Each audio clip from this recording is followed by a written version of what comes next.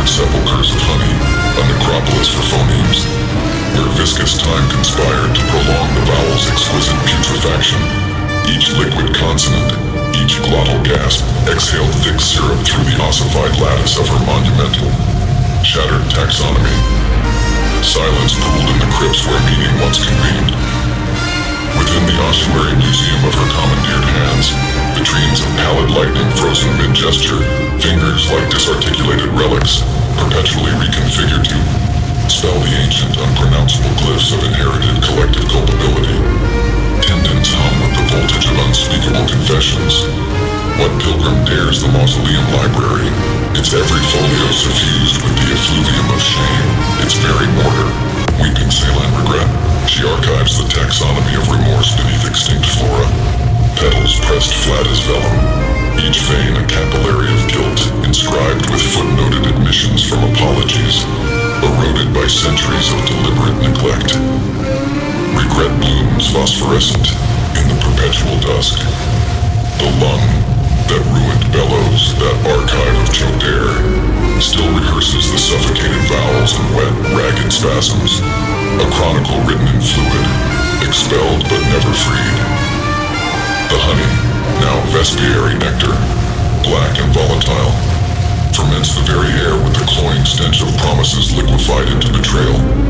History curdles within the jar, her final exhalation, not breath, but an elegy distilled in vitriol and gall, scripted by ruin and ink spoiled, by millennia of buried tears, adheres like a shroud, like embalming resin to every name ever borrowed, every identity assumed, rendering each syllable unreturnable, forever encased in the amber of consequence. The dead ossifies. The library is the tomb. The catalog is the sentence.